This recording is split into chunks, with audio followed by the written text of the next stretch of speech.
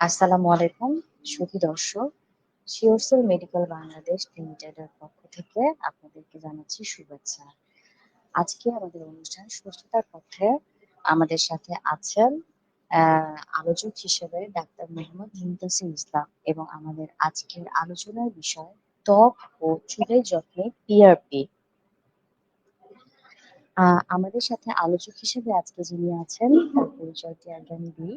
উনি উনি aesthetic dermatologist consultant শিওরসাল মেডিকেল বাংলাদেশ লিমিটেড। আহ আসসালামু আলাইকুম ডাক্তার মুনতাসির, আপনি ভালো আছেন? জি, ওয়ালাইকুম আসসালাম। জি, ভালো আছি। আর আজকে আমাদের অনুষ্ঠানে কাছে দূরে যারা আমাদের সাথে যুক্ত হয়েছেন সবাইকেই শুভকামনা। জি। দর্শক, আপনারা যারা কোনো প্রশ্ন করতে চান বা যাদের কোনো ধরনের কোনো পরামর্শ বা অন্য কোনো গাইডেন্স দরকার পড়তে পারে, তারা আমাদের কমেন্ট সেকশনে প্রশ্ন করলে সরাসরি চিকিৎসকের উত্তর পেয়ে যাবেন আমাদের কাছ থেকে। আপনারা সংযুক্ত থাকেন আমাদের সাথে। আমরা চলে যাই আজকের বিষয়ে।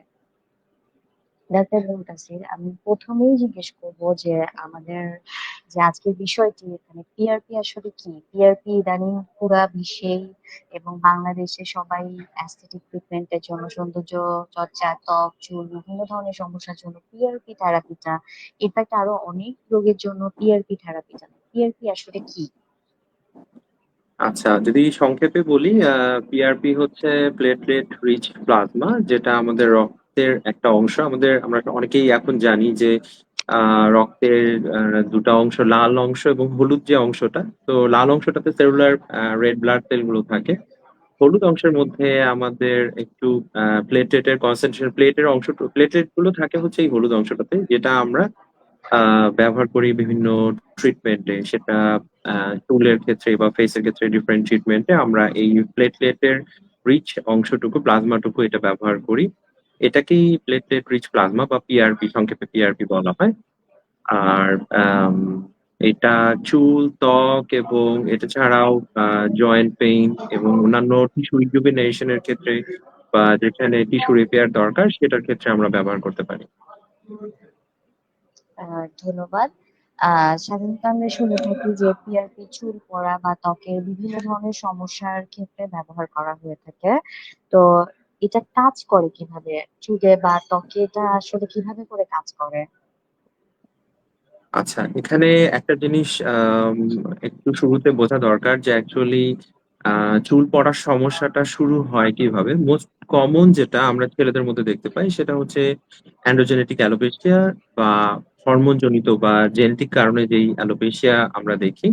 এটার মধ্যে একটা বড় কারণ হচ্ছে যে পুরুষদের যে হরমোন অ্যান্ড্রোজেন বা হচ্ছে টেস্টোস্টেরন, এটার একটা সাবস্টিটিউট আছে 5-DHT, যা চুলের গোড়ায় রক্ত সঞ্চালনটাকে ব্যাহত করে, যার কারণে অপুষ্টিজনিত কারণে এবং রক্ত সঞ্চালন ব্যাহত হওয়ার কারণে এই চুল পড়ার হারটা বেড়ে যায়। তো এটা একদিনে হয় না, ওভার দ্য পিরিয়ডে হয় এবং ধীরে ধীরে চুল পড়ার আগে আগে হেয়ার থিনিং হয়। মানে চুলগুলো হচ্ছে চিকন হয়ে যায় এবং অপুষ্টিজনিত কারণে চুলগুলো আরো চিকন হয়ে যায়, পাতলা হয়ে যায় এবং একই সাথে ঝরতে থাকে। তো যখন এর পাশাপাশি নতুন চুলও গজাতে থাকে, কিন্তু যখন চুল ঝরে পড়ার হারটা চুল গজানোর হার থেকে বেশি হয়, তখন আমরা আস্তে আস্তে করে ফাঁকা হতে দেখি, আমাদের স্ক্যাল্পটা ফাঁকা হতে দেখি এবং তখনই আসলে অ্যালোপেশিয়ার যে কন্ডিশনটা তখন এটা ডেভেলপ করে। তো পিআরপি যেটা করে, পিআরপির এই প্লেটলেটের অংশটুকুতে আহ, প্রায় মিনিমাম 6 ধরনের গ্রোথ ফ্যাক্টর থাকে। হ্যাঁ, টিস্যুর রিপেয়ার এবং রিমডেলিং এর পাশাপাশি রিজুভিনেশনও করে।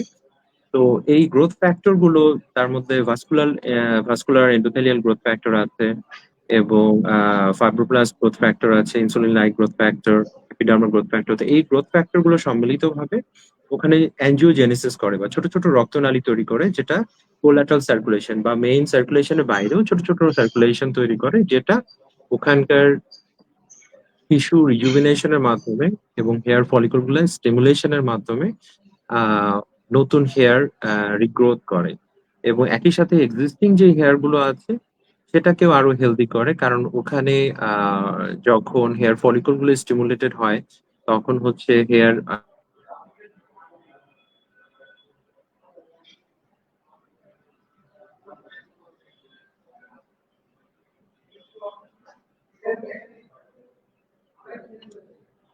দর্শক, নেটওয়ার্ক সমস্যার কারণে হয়তো ডক্টর মুনতাসিরের কানেকশনের কোনো একটা সমস্যা হয়েছে। আমরা খুব গুরুত্বপূর্ণ একটা টপিকে আলোচনা করছিলাম, যেটা এই সময়ে নারী, পুরুষ, শিশু নির্বিশেষে সবাই এই সমস্যাটা ফেস করে যাচ্ছে, যে চুল পড়া বা ত্বকের বিভিন্ন সমস্যা, ত্বকের দাগ, সেটা মেস্তার দাগ হতে পারে বা ব্রণের দাগ হতে পারে। ডক্টর মুনতাসির, আপনি শুরু করুন। এটার সমস্যা হয়েছিল হয়তো বা।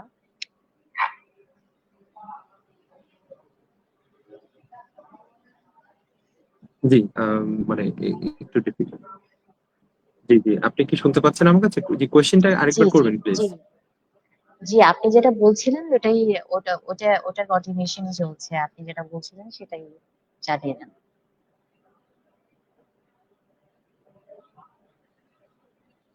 আমি বলছিলাম আচ্ছা, যে কানেকশন। আমাদের, হ্যাঁ, শোনা যাচ্ছে? আমার কথা শোনা যাচ্ছে?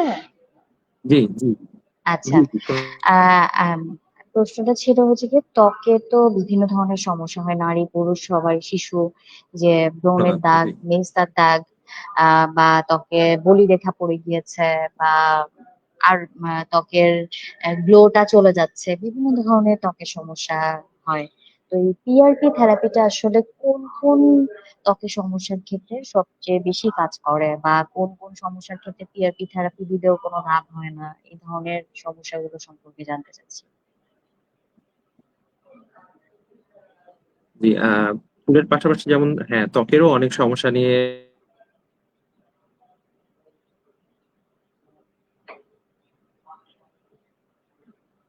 আম আ বেশিরভাগ ক্ষেত্রে যেটা পাই আমরা সেটা হচ্ছে যে রেগুলার মানে কসমেটিক্স বা অনলাইনে অনেক সময় নিম্নমানের কসমেটিক্স গুলো ব্যবহার করার কারণে, যেগুলো হেভি মেটাল কনটেইনিং অথবা স্টেরয়েড জাতীয়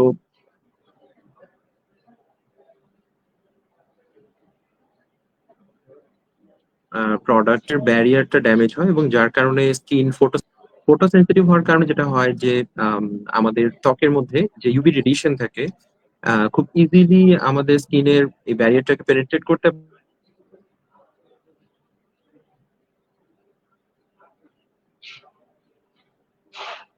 পারে এবং স্কিন বার্নিং হয়। আবার এই ধরনের কসমেটিক গুলো ইউজ করার কারণে যেটা হয় সেটা হচ্ছে ত্বক অনেক পাতলা হয়ে যায়। যেহেতু এটাতে অনেক সময় স্টেরয়েড কনটেন্ট থাকে।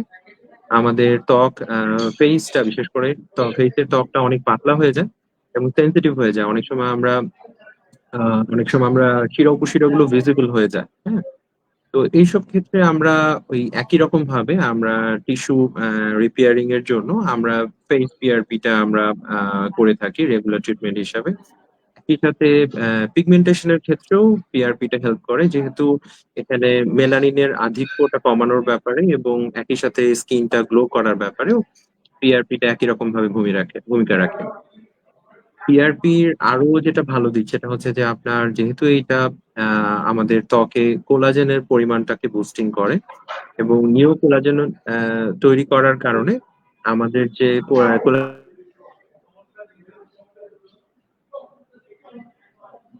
আপনারা জানেন স্ট্রাকচারাল প্রোটিন এটা এবং এটা হচ্ছে ইলাস্টিন এবং কোলাজেনের কারণে আমাদের ত্বকের যে টানটান ভাবটা এটা আমরা রিস্টোর করতে পারি। যার কারণে ফাইন রিঙ্কেলস বা এই জিনিসগুলো বা বলিরেখা যেটা আমরা বলি, হ্যাঁ? চোখের সাইডে বা কপালের দিকে বলিরেখা এগুলো আস্তে, আস্তে করে কমতে থাকে। এবং আম আ দেশের বাইরে খুব ফ্যান্সি একটা টার্ম আছে সেটা হচ্ছে ভ্যাম্পায়ার ফেসিয়াল বলে। তো এই ধরনের ফেসিয়াল গুলো করা হয়। ভ্যাম্পায়ার ফেসিয়ালটার নাম এসেছে অ্যাকচুয়ালি ব্লাড দিয়ে যেহেতু ট্রিটমেন্টটা করা হয়। ইটস নাথিং বাট এটা হচ্ছে অ্যাকচুয়ালি পিআরপিরই, ফেস পিআরপিরই আরেকটা ফ্যান্সি নামকরণ আরকি। তো যাই হোক এইটা হচ্ছে একই সাথে আপনার স্কিনের পোরস গুলো মিনিমাইজ করে এবং টেক্সচারটাকে ইমপ্রুভ করে এবং রিঙ্কেল গুলোকে কমায়। তাই এটা আ আ ট্রিটমেন্ট হিসাবে আমরা অ্যান্টি এজিং ট্রিটমেন্ট হিসাবেও এটা ব্যবহার করতে পারি। এর পাশাপাশি আবার পিগমেন্টেশন এর জন্য যারা মেস্তা বা স্কিনের সেনসিটিভিটি, ফটো এজিং এই সমস্যাগুলো নিয়ে আসেন, তাদের জন্য আমরা আ ফেস পিআরপি টা করি। ধন্যবাদ। আসলে অনেকগুলো তথ্য আমরা পেয়ে গিয়েছি পিআরপি সম্পর্কে। ত্বকে পিআরপি সম্পর্কে। পিআরপি যারা নেয়, ত্বকে এই পরিবর্তনটা আসলে কতদিন পরে দেখা যায়? পিআরপি একবার নিলে সেটা আহ ত্বকের চেঞ্জটা আসতে কতদিন লাগতে পারে? আম, এটা আহ, কিছুটা ডিপেন্ড করে পেশেন্টের কন্ডিশনের উপর, কারেন্ট সিচুয়েশনের উপরে। তবে মোটামুটি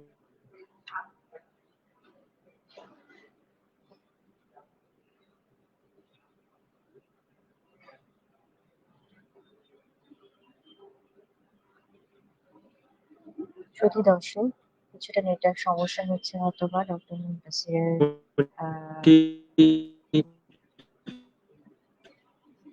আহ এক এক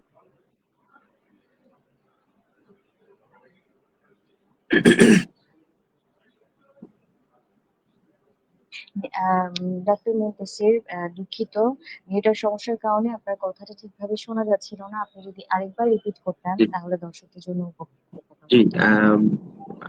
যেটা বলছিলাম যে ত্বক হোক বা চুল হোক, এটা অ্যাকচুয়ালি পেশেন্টের ইনিশিয়াল কন্ডিশনের উপরে নির্ভর করে যে কতদিন পরে ওনার ভিজিবল একটা চেঞ্জ আমরা দেখতে পাই। যেমন চুলের ক্ষেত্রে মোটামুটি ইনিশিয়ালি দেখা যায় যে আহ 3 থেকে 4 সেশন পরে আমরা ইমপ্রুভমেন্টটা দেখি। ফার্স্ট ইমপ্রুভমেন্ট যেটা নোটিস করবে পেশেন্ট সেটা হচ্ছে যে হেয়ার ফলটা অনেক কমে যাবে, হেয়ার ফলটা কন্ট্রোলে চলে আসবে, এবং এরপরে অনেকগুলো ছোট ছোট হেয়ার আমরা নোটিস করি, যেটা মোটামুটি ম্যাচিউর হতে 6-7 মাসের মতো সময় লাগে। এবং এক্সিস্টিং হেয়ারটাও যেমন টেক্সচার এবং থিকনেসটা বাড়তে থাকে, একই সাথে নতুন যে হেয়ার গুলো আছে সেটাও তার ম্যাচিউর স্টেজে যেতে মোটামুটি 6 মাসের মতো সময় নেয়। তবে সবার ফার্স্টে আমরা নোটিস করি হেয়ার ফলটা কন্ট্রোলে চলে আসে। এর মাঝে এবং একটা ছোট মোটামুটি প্রশ্ন, এটা, জি, সেটা হচ্ছে যে পিআরপি প্রত্যেকটা সেশনের মাঝে কতদিন ইন্টারভেল থাকা প্রয়োজন, বা কতদিনের আগে পিআরপি এটা, নেওয়া যায় না সেকেন্ড সেশন?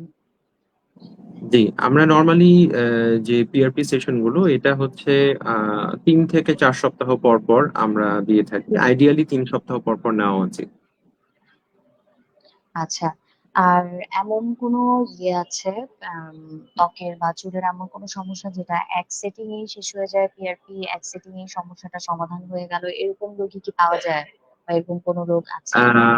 হ্যাঁ, অনেকের এরকম ধারণা আছেন যে একটা সেশনে, আসলে একটা সেশনে হয় না, কারণ আম, এটা আম, আসলে নির্ভর করে পেশেন্টের কন্ডিশনের উপরে। মানে যাদের অলরেডি ধরেন যে হেয়ারের কন্ডিশন অনেক ভালো বা ফেসের কন্ডিশন অনেক ভালো, ওনারা এর থেকেও ইমপ্রুভমেন্ট চাচ্ছেন বা একটা ন্যাচারাল গ্লো চাচ্ছেন, ওনাদের ক্ষেত্রে হয়তো 1-2টা সেশনে হয়ে যেতে পারে। কিন্তু বেশিরভাগ ক্ষেত্রেই সেশন একের অধিক লাগে। এবং ফেসের ক্ষেত্রে যেমন একটা ন্যাচারাল গ্লো বা এই জিনিসটা আপনার একটা সেশনের পরেই পাবে, কিন্তু যদি স্কিনে কোনো ড্যামেজ থাকে, লং টার্ম ড্যামেজ, সেটা ফটো ড্যামেজের বা সান ড্যামেজের কারণেই হোক, বা মেস্তা থেকে হোক, বা অন্যান্য নিম্নমানের কসমেটিক ব্যবহার কারণেই হোক, তো এইটাতে একটু এক সেশনের অধিক লাগে। নর্মালি আমরা দেখতে পাই যে 4টা থেকে অনেক সময় 8 সেশন 10 সেশনও লেগে যায়। আচ্ছা। আম, আর পিআরপি থেরাপিটা নেয়ার পরে রোগী কি সাথে সাথে আহ, মানে এখানে তো হসপিটালাইজেশনের বা ভর্তির কোনো ব্যাপার নেই, পিআরপি নেওয়ার সাথে সাথে তো বাসায় গিয়ে স্বাভাবিক তার কাজকর্ম আহ সক্রিয় জি, রাখতে পারে পি- নাকি? জি, জি, পিআরপি সেশন গুলো আমরা আউটডোর বেসিসে এই ট্রিটমেন্ট গুলো হয়। এবং পেশেন্ট আসার পরে আমাদের মোটামুটি পেশেন্টের আমরা টপিক্যাল অ্যানেস্থেশিয়া দিই, এবং সাথে লোকাল অ্যানেস্থেশিয়ার ব্যবহার করা হয়। পেশেন্ট আসার পরে পেশেন্টের ব্লাড প্রিপারেশন থেকে শুরু করে, পেশেন্ট প্রিপারেশন থেকে শুরু করে এবং ট্রিটমেন্ট পর্যন্ত মোটামুটি 1 থেকে 1.5 ঘন্টার বেশি সময় লাগে না। এবং এটাতে যেহেতু পেশেন্টের খুব অল্প সময়ের কারণে এটা আমরা মানে আহ, একটা লাঞ্চ ব্রেকের এরকম সময়ের মধ্যেই করে ফেলা যায়। তো এটার জন্য আলাদাভাবে কোনো হসপিটাল স্টে বা এই ধরনের কোনো কিছু না, এ পেশেন্ট ট্রাভেলও করতে পারে, কোনো সমস্যা হয় না। আচ্ছা। ত্বকের এবং চুলের যে সমস্যাগুলো নিয়ে আমরা এখন আলোচনা করছি, আসলে এখন বয়স ভেদে সেটার শিশু হোক, মাঝ বয়সী হোক বা বৃদ্ধ, সব বয়সী কিন্তু এই সমস্যাগুলো এখন ফেস করছে। এরকম কি কোনো বাধ্যবাধকতা আছে যে নির্দিষ্ট কোনো কোমরবিড কন্ডিশন, যে এই কন্ডিশনে থাকলে পিআরপি থেরাপি নেওয়া যায় না, বা এইসব মেডিকেশনে থাকলে যারা এই ওষুধগুলো খাচ্ছে তারা পিআরপি থেরাপি নিতে পারবে না, বা এমন কোনো নির্দিষ্ট কোনো কন্ডিশন যে এই এই এরা পিআরপি থেরাপি নিতে পারবে না?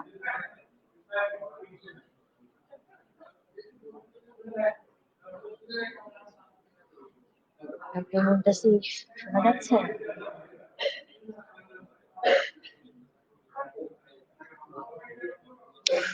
প্রিয় দর্শক, আমরা এতক্ষণ আহ, ত্বক এবং চুলের যে যে কথাগুলো জানতে পারলাম পিআরপি থেরাপি সম্পর্কে, আহ, বেশ তথ্যবহুল কিন্তু কথাগুলো, এবং এই সমস্যাগুলো কিন্তু মোটামুটি আমরা সবাই আশেপাশে প্রতি পরিবারেই কিন্তু কেউ না কেউ আমরা ফেস করছি। দর্শক, অনুষ্ঠানের এই পর্যায়ে আমরা ছোট্ট একটা বিরতিতে যাচ্ছি, সঙ্গেই থাকুন। শিওরসেল মেডিকেল 10 বছর ধরে স্বাস্থ্যসেবায় আপনার নির্ভরযোগ্য ঠিকানা। জয়েন্ট পেইনের সার্জারির বিকল্প যুগান্তকারী চিকিৎসা পদ্ধতি স্টেম সেল ও পিআরপি। হাঁটু ব্যথা যেমন অস্টিওআর্থ্রাইটিস, লিগামেন্ট বা মেনিসকাস ইনজুরির কার্যকর সমাধান। হিপ জয়েন্টের এভিএন বা অ্যাভাসকুলার নেক্রোসিস। কাঁধের ব্যথা যেমন ফ্রোজেন শোল্ডার বা রোটেটর কাফ ইনজুরি। কনুয়ের ব্যথা যেমন টেনিস এলবো ও গলফার্স এলবো। গোড়ালি, ঘাড় এবং স্পোর্টস ইনজুরিতে সার্জারির বিকল্প সমাধান স্টেম সেল ও পিআরপি। 10 বছরে সফলভাবে 25,000-এরও বেশি চিকিৎসা সম্পূর্ণ করেছেন ডক্টর AKM মহিউদ্দিন। আমাদের ডার্মাটোলজি বিভাগে রয়েছে ত্বক, চুল, অ্যান্টি এজিং এবং যৌন সমস্যার উন্নত চিকিৎসা। সর্বাধুনিক প্রযুক্তির পাশাপাশি আছেন অভিজ্ঞ চিকিৎসক ডক্টর মোহাম্মদ মুনতাসির ইসলাম। বিস্তারিত জানতে যোগাযোগ করুন SureCell medical, plot 2, road 21, Gulshan 1, Dhaka. দর্শক, আমরা আবার চলে এসেছি আপনাদের সাথে। আম, আমাদের সাথে আছেন ডক্টর মোহাম্মদ মুনতাসির ইসলাম। আমরা খুবই গুরুত্বপূর্ণ একটা বিষয় আলোচনা করছিলাম, যে কারা এই পিআরপি থেরাপিটা নিতে পারবে না, বা কোন কোন রোগের ক্ষেত্রে এটা নেওয়া যাবে না, কোন কোন ওষুধ, কিছু ওষুধ আছে এগুলো খেলে পিআরপি নিতে পারবে না। এই বিষয়গুলো সম্পর্কে যদি একটু বিস্তারিত আলোচনা করতেন ডক্টর মুনতাসির। আহ বেশিরভাগ ক্ষেত্রে ধরেন যে বয়স ভেদে এটার খুব একটা আহ, নিষেধাজ্ঞা নেই। যে কোনো বয়সেরই পেশেন্ট এটা করতে পারেন। তবে নর্মালি এটাতে আমরা খুব অনেক যে বেশি পরিমাণ ব্লাড লাগে এরকমও না, আমরা অনেক অল্প পরিমাণ রক্তই এটাতে 15 to 20 ml এর মতো রক্ত লাগে। কিন্তু যারা সাধারণত কার্ডিওভাস্কুলার ডিজিজের কারণে সাধারণত আহ, আহ, যেটা রক্ত ব্লাড থিনার খান, তাদের ক্ষেত্রে আমরা এগুলোর ব্যাপারে আমরা একটু বলি যে 1-2 দিন আগে এটা আহ, বন্ধ করতে। এটা ছাড়া অন্যান্য কোনো ক্ষেত্রেই এটার কোনো নিষেধাজ্ঞা নেই, এটা যে কেউ যে বয়সে নিতে পারে। এবং এটা খুবই সেফ একটা ট্রিটমেন্ট। কারণ এটা যেহেতু অটোক্লেভ বা পেশেন্টের নিজস্ব শরীরের ব্লাড থেকে আমরা জিনিসটা প্রিপেয়ার করি, তো এইটার কোনো বাহ্যিক কোনো রিয়াকশন হয় না ত্বকের সাথে। এই জন্য একই সাথে যেহেতু বেনিফিশিয়াল ইফেক্টটা অনেক বেশি এবং একই সাথে কোনো রকম কোনো আহ, পার্শ্ব প্রতিক্রিয়া নেই, তাই এটা আমরা যে কোনো বয়সের যে কোনো পেশেন্টের ক্ষেত্রে এটা আমরা ট্রিটমেন্টটা ব্যবহার করতে পারি। ধন্যবাদ। আর একটা ছোট প্রশ্ন এখানে এসে যায়, সংযুক্ত প্রশ্ন, সেটা হচ্ছে যে বাজারে তো বিভিন্ন ধরনের ট্রিটমেন্ট, চুল পড়ার ক্ষেত্রে বা ত্বকের বিভিন্ন দাগের ক্ষেত্রে বা ত্বকের অন্য যে কোনো সমস্যার ক্ষেত্রে বিভিন্ন চিকিৎসা প্রচলিত, এবং এখন যেহেতু অনলাইনের যুগ, অনলাইনেও দেখি অনেক ধরনের চিকিৎসা কিন্তু দেয়া হয়ে থাকে। তো ওই চিকিৎসাগুলোর সাথে পিআরপি পিআরপি কতটা কার্যকর, এবং ওই চিকিৎসাগুলো যদি সাইড এফেক্ট বা ডিসঅ্যাডভান্টেজ গুলো যদি একটু আলোচনা করতেন, বা আমরা সচরাচর মানুষজনকে দেখি কিছু রং ফর্সা করা বা পিগমেন্টেশন দূর করার জন্য যে ক্রিম গুলো ব্যবহার করে, কিছু ইনস্ট্রাকশন থাকে যে এগুলো দিয়ে সূর্যের আলোতে যাওয়া যাবে না, বা এগুলো দিনের আলোয় ব্যবহার করা যাবে, এগুলো রাতে ব্যবহার করতে হবে। ওই ইনস্ট্রাকশন গুলো আসলে ফলো করে না। তারা নিজেদের মতো করে অ্যাম চিকিৎসাটা নিয়ে থাকে। তো আপনি যদি এই ব্যাপারে বিস্তারিত একটা ধারণা দিতেন যে PRP কতটা কার্যকর এবং ওগুলোর অকার্যকারিতা সম্পর্কে যদি একটু বলতেন। জি। চুলের চিকিৎসায় ক্ষেত্রে আমি বলবো, চুলের চিকিৎসার ক্ষেত্রে আমরা পিআরপির পাশাপাশি আমরা কিছু মেডিকেশন অ্যাডভাইস করে থাকি। এখানে FDA অ্যাপ্রুভড আমি যদি ট্রিটমেন্ট বলি, তার মধ্যে একটা হচ্ছে মিনক্সিডিল। তো মিনক্সিডিল 5% আমরা ছেলেদের ক্ষেত্রে ব্যবহার করে থাকি। দিনে আহ, 2 বেলা করে আমরা একটা নির্দিষ্ট মাত্রায় আমরা এটা ব্যবহার করতে বলি, এবং একই সাথে আমরা মাঝে মাঝে কিছু কিছু পেশেন্টের ক্ষেত্রে আমরা ডিএইচটি ব্লকার প্রেসক্রাইব করে থাকি। ডিএইচটি ব্লকার যেটা করে সেটা হচ্ছে যে যেই অ্যান্ড্রোজেন হরমোনের কারণে বা যার প্রভাবে আপনার রক্তের সঞ্চালনটা কমে যাচ্ছে আমাদের হেয়ার ফলিকল গুলোতে, সেটার প্রভাবকে সে ব্লক করে। তো যার কারণে আমরা পিআরপি তে যে আমরা চিকিৎসাটা দিই, ওই পিআরপি ট্রিটমেন্টের ইফিকেসিটা আরো বেড়ে যায়। আর বাজারে অনেক সময় অনেক বিশেষ করে ফেসবুক বা অন্যান্য জায়গায় আমরা দেখতে পাই যে অনেক তেল বা বিশেষ করে তেলের ব্যবহারটা অনেক বেশি দেখা যায়। পেশেন্টরা এসে জিজ্ঞাসা করে যে আমি এই তেলটা এতদিন ধরে ব্যবহার করছি, বাট আমার চুল পড়া আরো বেড়ে গিয়েছে। তো সেক্ষেত্রে আমি ওনাদেরকে বলবো যে তেলের ব্যবহারটা আমরা আসলে ডক্টররা আমরা ডিসকারেজ করি।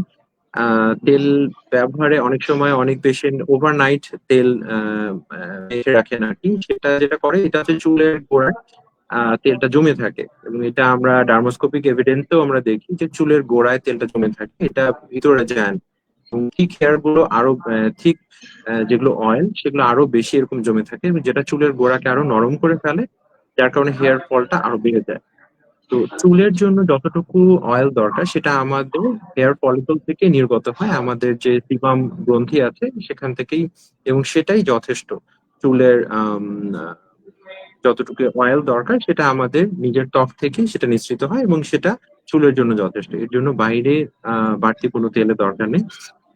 যদি তেল তারপর ব্যবহার করতেই চান, তাহলে আমি বলবো যে শাওয়ারের 15 মিনিটস আগে হালকা মাসাজ করে সেটা শ্যাম্পু দ্বারা ওয়াশ অফ করে ফেলতে। এটাই সবচেয়ে ভালো উপায় যদি তেল ব্যবহার করতেই হয়।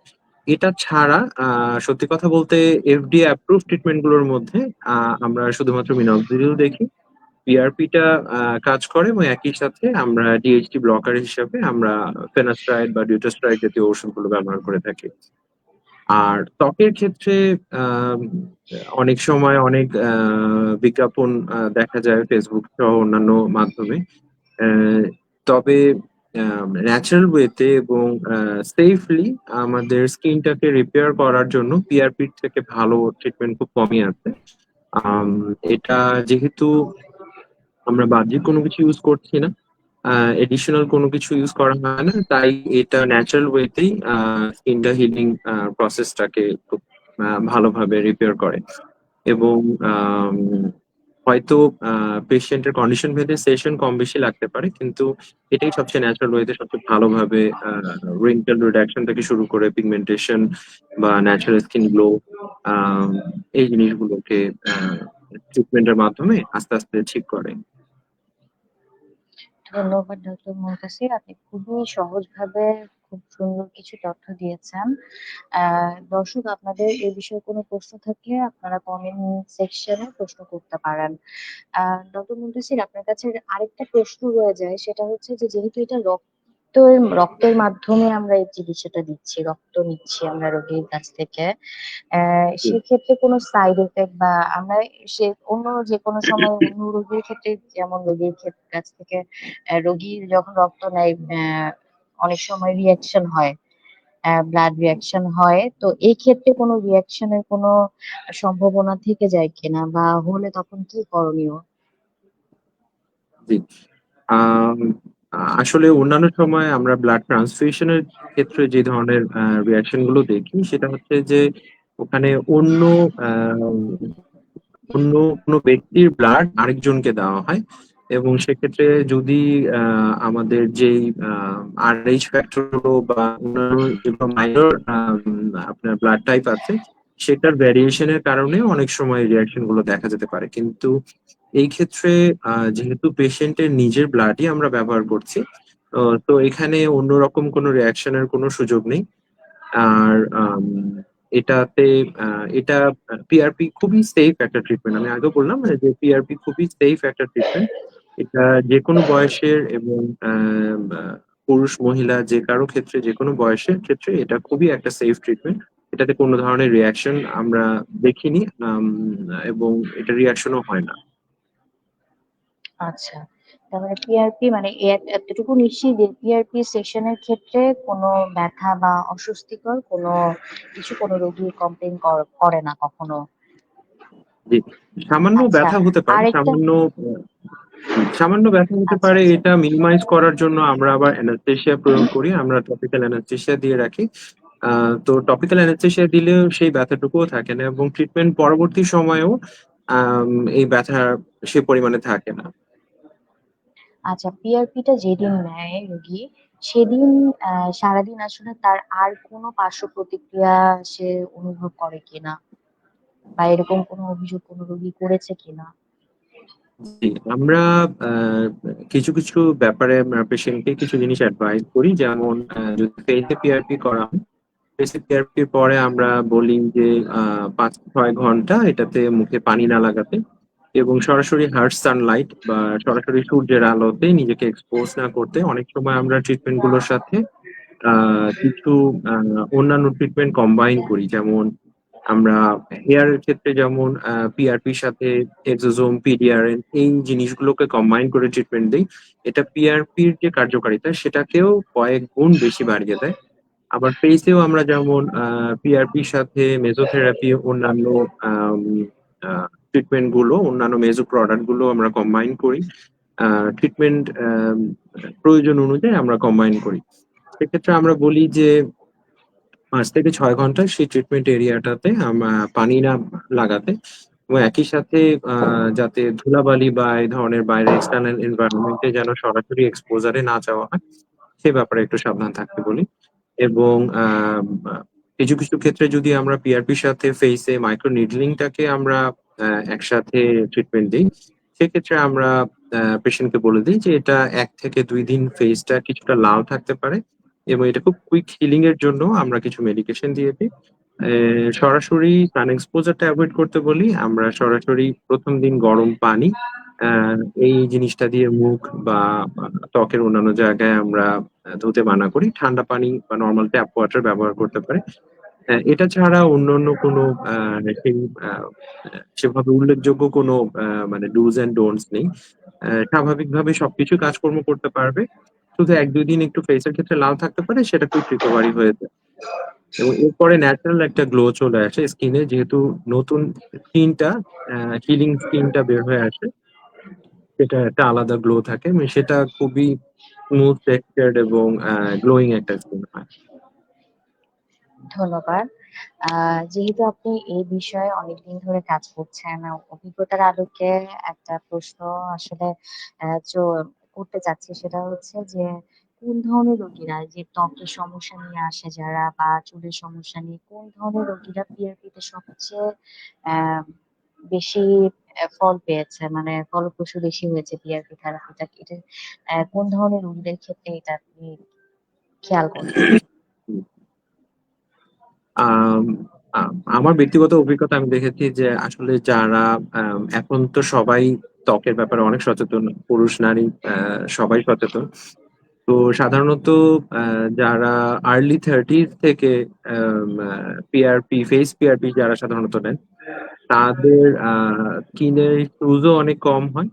তাদের পোর্স গুলো অনেক মিনিমাইজ থাকে, অনেক ইভেনলি টেক্সচার্ড হয়, এবং খুবই স্মুথ টেক্সচার একটা স্কিন দেখা যায় তাদের ক্ষেত্রে। অনেক উজ্জ্বল থাকে, কোনো রকম ছোটখাটো ইস্যুস গুলো নর্মালি তাদের মধ্যে থাকে না।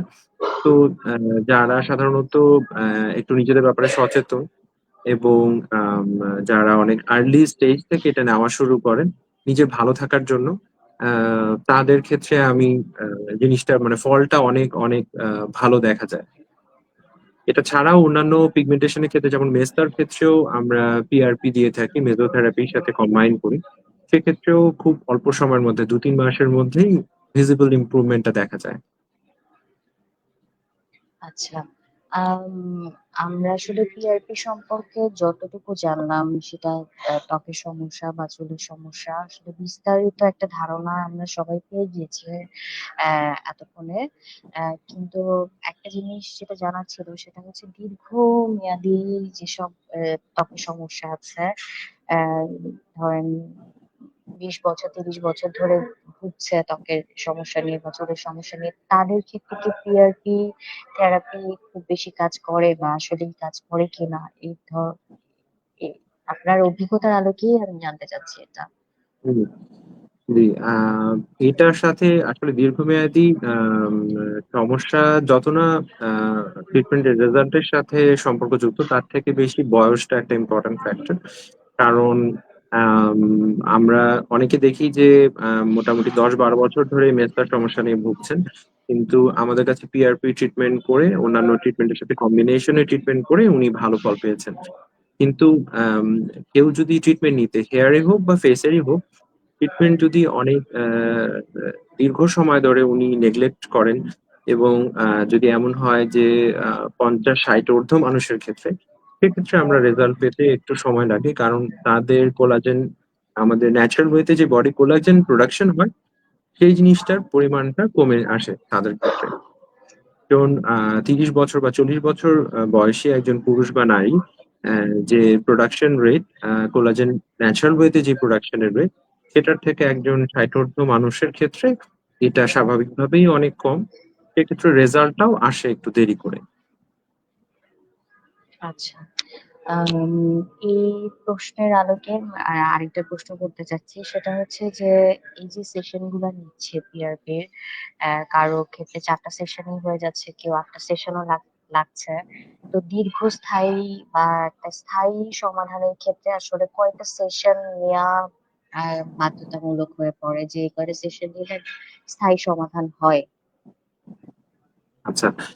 আ যদি ফেইস এর ক্ষেত্রে বলি তাহলে এটাও আ এটা আসলেই নির্ভর করে পেশেন্টের বা বর্তমান সিচুয়েশন এর উপরে। যদি আ পিগমেন্টেশন এর পাশাপাশি, মেস্তার পাশাপাশি আরো ফটো সেনসিটিভ স্কিন থাকে, অনেক বেশি ড্যামেজ থাকে, সেক্ষেত্রে পেশেন্টটা এটার উপরে নির্ভর করে। এটার উপরে নির্ভর করে ধরেন যে ৮ টা থেকে ১২ টা সেশনও হয়ে যেতে পারে।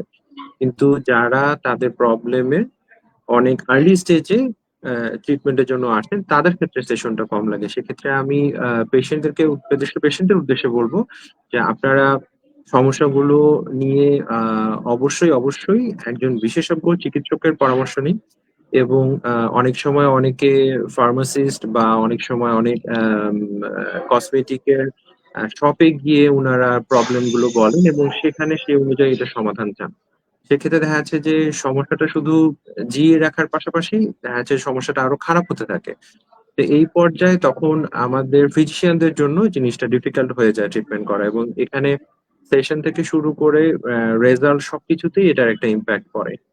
তো আমি আ দর্শকদের উদ্দেশ্যে বা পেশেন্টের উদ্দেশ্যে বলব যে তারা অবশ্যই যেকোনো সমস্যার শুরুর দিকে যদি আপনারা আছেন, তখন ফিজিশিয়ানদের জন্য এটা খুব সহজ হয়ে যায় এবং সেক্ষেত্রে সেশনও কম লাগে এবং খুব দ্রুত হিলিং এর মাধ্যমে আপনারা আগের অবস্থায় ফিরতে পারবেন।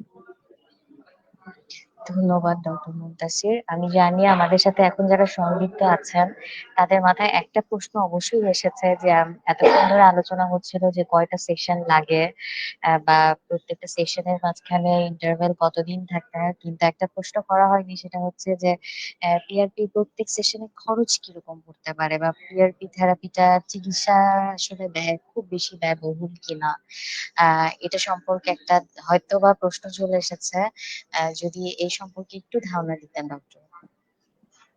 আ পিআরপি আম আসলে পিআরপির খরচটা আম আ যেসব আ যেসব জায়গায় এই ট্রিটমেন্ট গুলো প্রোভাইড করা হয়, এটা খরচ আ বিভিন্ন সেন্টার টু সেন্টার বা ট্রিটমেন্ট ফ্যাসিলিটিতে ভ্যারি করে।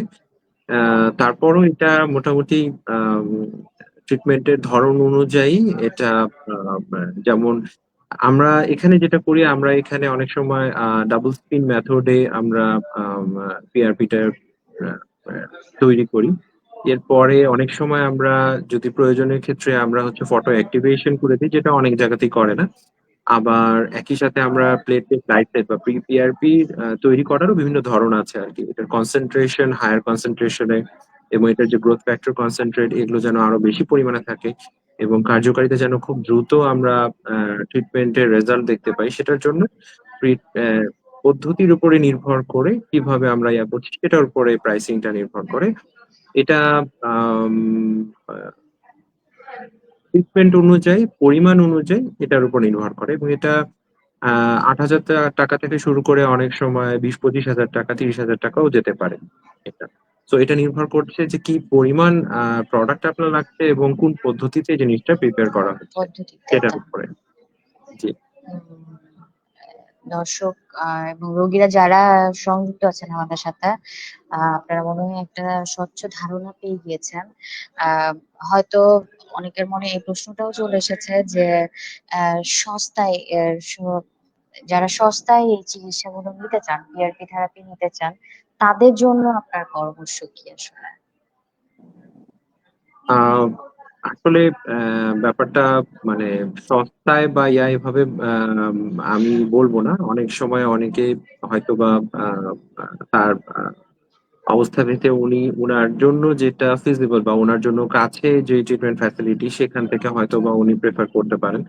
তো সেক্ষেত্রে আমি আম, সেদিকে বলবো না, বাট ভালো একটা যেখানেই নেওয়া উচিত অবশ্যই একজন বিশেষজ্ঞ ডক্টরের তত্ত্বাবধানে নেওয়া উচিত। এবং পিআরপি সব জায়গাতে অনেক সময় অনেক জায়গাতে ট্রেনিং বা যথেষ্ট পড়াশোনা বা ট্রেনিং বা বিশেষজ্ঞ চিকিৎসক ছাড়াই অনেক সময় অনেক জায়গাতে করা হয়ে থাকে। তো আমি তাদের উদ্দেশ্যে বলবো যে অবশ্যই অবশ্যই নিজের স্কিন বা হেয়ার বা শরীরের যে কোনো অংশ এটা সুস্বাস্থ্যের জন্য অবশ্যই একজন বিশেষজ্ঞ ডাক্তারের তত্ত্বাবধানে আপনি ট্রিটমেন্ট করেন এবং তাহলে আপনি আম, সে ব্যাপারে ভালো গাইডেন্স পাবেন এবং সুচিকিৎসাটা নিশ্চিত করা সম্ভব হবে। ধন্যবাদ। আমার মনে হয় পিআরপি থেরাপি সম্পর্কে, ত্বকের এবং চুলের সমস্যায় পিআরপি থেরাপি সম্পর্কে আসলে এই যে বিশদভাবে আলোচনার আর কোনো সুযোগ নেই, কারণ সবকিছু নিয়ে হয়তো আলোচনা করা হয়ে গিয়েছে। এখন আপনার কাছে আমি শেষ একটা প্রশ্ন করতে চাই, সেটা হচ্ছে যারা চুল এবং ত্বকের সমস্যায় ভুগছেন, তাদের চিকিৎসা নিয়ে যারা পিআরপি করব নাকি অন্য কোনো চিকিৎসা করব একটা দ্বিধাদ্বন্দ্বের মধ্যে থাকে, দেশে চিকিৎসা নিব নাকি দেশের বাইরে চিকিৎসা নিব, আর দেশেও যারা চিকিৎসা নিচ্ছে তারা সরকারি হাসপাতালে চিকিৎসা নিব নাকি বেসরকারিতে চিকিৎসা নিব, তাদের জন্য আপনি শেষ একটা পরামর্শ যদি দিতেন, তারপরে আমাদের অনুষ্ঠানের সমাপ্তি ঘোষণা করছি। পিআরপির ব্যাপারে আমি আম, এটা বলেই শেষ করব যে পিআরপি হচ্ছে সবচেয়ে সেফেস্ট এবং সবচেয়ে কার্যকরী একটা ট্রিটমেন্ট। বিশেষ করে অনেকেই যারা আছেন আমাদের অনেক পেশেন্ট এসে যেমন চুলের সমস্যার কারণে শুরুতেই হেয়ার ট্রান্সপ্লান্ট ট্রিটমেন্টটা কনসিডার করেন। সেক্ষেত্রে তাদের ক্ষেত্রেও বলবো যে যখন ত্বকের একটা সমস্যা হয় এবং সেটা যদি হেয়ার ফল থেকে শুরু করে যে কোনো ধরনের সমস্যাই যখন হয়, তখন ওখানে যে আহ, আপনি হেয়ার ট্রান্সপ্লান্টে যখন চিন্তা করবেন, হেয়ার ট্রান্সপ্লান্টটা শুরুর দিকেই চিন্তা করা উচিত না এই জন্য কারণ অনেক সময় ফেইল্ড ট্রান্সপ্লান্টের যে কেসগুলো আমরা দেখি সেটা হয় কোনো রকম ওই জায়গাটাতে টিস্যু রিজুভিনেশন ছাড়াই যখন ট্রান্সপ্লান্ট গুলো করা হয় তখন অনেক সময় ফেল ট্রান্সপ্লান্ট হতে পারে। তো তাদের উদ্দেশ্যে বলবো আমি যে আপনি ফেস হোক বা হেয়ারের ক্ষেত্রেও বিশেষ করে যখনই আপনি ট্রান্সপ্লান্ট বা এই ধরনের ট্রিটমেন্টের কথা চিন্তা করবেন সেক্ষেত্রে অবশ্যই অবশ্যই শুরুর দিকে পিআরপি সেশন গুলো নিয়ে তারপরে আপনি ট্রান্সপ্লান্ট করলে সেক্ষেত্রে ভালো ফলাফল পাবেন। এটার আগে করলে অনেক সময় ফেল ট্রান্সপ্লান্ট হওয়ার একটা ঝুঁকি থাকে। এবং ফেসের ক্ষেত্রেও একই রকম ভাবে পিআরপি খুবই সেফ একটা ট্রিটমেন্ট এবং কোনো রকম পার্শ্ব প্রতিক্রিয়া ছাড়া এবং কার্যকরী একটা ট্রিটমেন্ট। সেক্ষেত্রে সবাইকে বলবো যে যদি আপনাদের পিআরপি ট্রিটমেন্টের কথা আপনারা কনসিডারেশনে নেন সেক্ষেত্রে সিওরসেল মেডিকেলের সাথে যোগাযোগ করতে পারে। আমাদের এখানে one of the best lab আছে যেখানে আমরা খুব হাই কনসেন্ট্রেশনের পিআরপি আমরা তৈরি করতে পারি এবং একই সাথে আমরা ফলাফলও অনেক ভালো পাই পেশেন্টদের, এবং দীর্ঘ সময় ধরে ট্রিটমেন্টের কারণে আমরা অনেক পেশেন্টের ভালো ফলাফল আমরা দেখেছি। তো অবশ্যই আপনাদের ইনভাইট করব এবং ডক্টর আপনারা যে কোনো মুনতাসির, সমস্যায় যদি জি, ধন্যবাদ আপনাকে জি, আমাদের সুস্থতার পথে অনুষ্ঠানে থাকার জন্য। শিওরসেল মেডিকেল বাংলাদেশ লিমিটেডকেও ধন্যবাদ। আমরা আগামী পর্বে আবারও আপনাদের সাথে আসছি নতুন আরেকটি সমস্যার সমাধান নিয়ে, এবং আপনাদের সুস্থতা কামনায় আজকের মতো এখানেই বিদায় নিচ্ছি। আসসালামু আলাইকুম, শুভ সন্ধ্যা। শিওরসেল মেডিকেল 10 বছর ধরে স্বাস্থ্যসেবায় আপনার নির্ভরযোগ্য ঠিকানা। জয়েন্ট পেইনের সার্জারির বিকল্প যুগান্তকারী চিকিৎসা পদ্ধতি স্টেম সেল ও পিআরপি। হাঁটু ব্যথা যেমন অস্টিওআর্থ্রাইটিস, লিগামেন্ট বা মেনিসকাস ইনজুরির কার্যকর সমাধান। হিপ জয়েন্টের এভিএন বা অ্যাভাসকুলার নেক্রোসিস। কাঁধের ব্যথা যেমন ফ্রোজেন শোল্ডার বা রোটেটর কাফ ইনজুরি। কনুয়ের ব্যথা যেমন টেনিস এলবো ও গলফার্স এলবো। গোড়ালি, ঘাড় এবং স্পোর্টস ইনজুরিতে সার্জারির বিকল্প সমাধান স্টেম সেল ও পিআরপি। 10 বছরে সফলভাবে 25,000-এরও বেশি চিকিৎসা সম্পূর্ণ করেছেন ডক্টর AKM মহিউদ্দিন। আমাদের ডার্মাটোলজি বিভাগে রয়েছে ত্বক, চুল, অ্যান্টি এজিং এবং যৌন সমস্যার উন্নত চিকিৎসা। সর্বাধুনিক প্রযুক্তির পাশাপাশি আছেন অভিজ্ঞ চিকিৎসক ডক্টর মোহাম্মদ মুনতাসির ইসলাম।